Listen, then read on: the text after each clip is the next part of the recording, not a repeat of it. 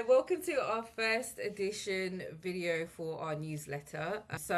Firstly, I am going to ask, who is Deepak? Thanks, Rena. Thanks for having me on. I'm really excited to be your first guest as well. How cool is this?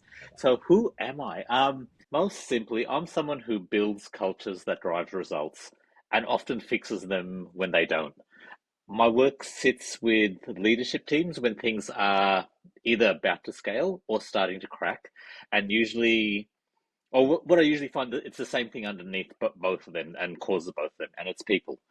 I care a lot about creating environments where people can do their best work. And it's not that fluffy version, but the real version that shows up in performance, decisions, and outcomes. What's your background and how did PeopleStack come around? I've come from what is traditionally known as the HR career and background. I'm working really closely with founders and leadership teams, and I kept seeing the same pattern over and over again. And Megan and I, that's where we started a lot of our conversations. You know, smart founders, strong product, real traction, but then also seeing some focus on hiring, but really unclear expectations. There's no onboarding, and there was culture by accident. And people stack came from that frustration. The realization that we're overcomplicating people into a HR function when actually in those early days, it's the operating system for your business. So Meg and I built something simple, practical, founder friendly to get it right early on. Yeah, nice. So that takes me into my next question. What is PeopleStack for the list? PeopleStack is basically your people operating system. It helps founders go from we've hired someone to this person is actually set up to succeed here. And we focus on a few core things. So, getting really clear on who you are as an employer, then turning that into a hiring system and not just guesswork, setting people up properly in their first 90 days, and building ways of working that can actually scale. It's the stuff that stops you from cleaning up an avoidable mess later.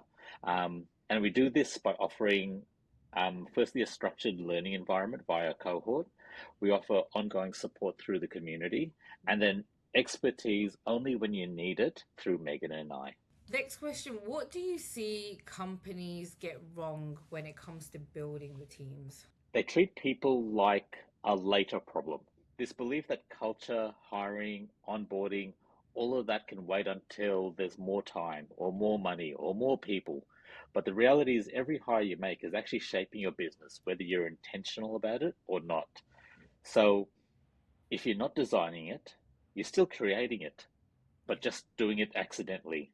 And accidental cultures end up being really expensive cultures and cultures that need to be fixed. So, what is a mistake you see founders or hiring managers make in their hiring process?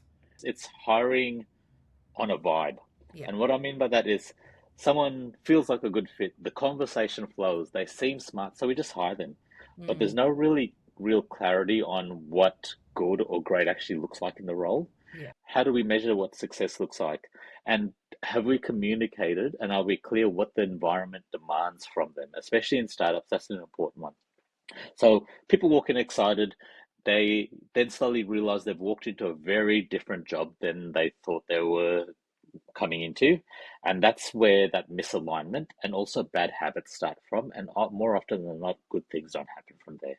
What is one piece of advice you would give to a hiring manager as they look for their next hire? I think simply get brutally clear before you start. And what I mean by that is not just on the role, but on the environment that you're asking someone to step into. So, what does great actually look like?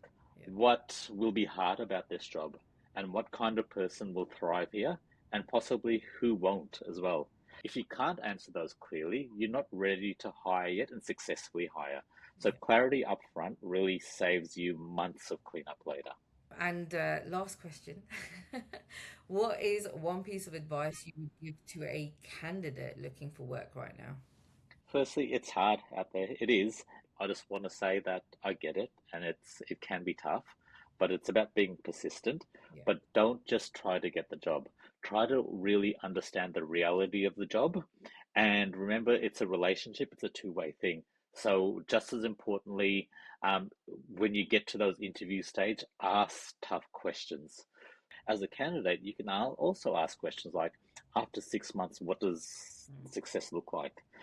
What's been harder in this role before? What are you trying to solve in this role? If it's a replacement, why did the last person leave? They're Yeah, assessing you, but at the same time, you're assessing them to see if it's the right role and right fit for you as well. So yeah. It's a relationship in the end, and all relationships need to be two-way. awesome. Well, Deepak, thank you so much for being my first guest. What a fun 10 minutes. So thank you. Thank you.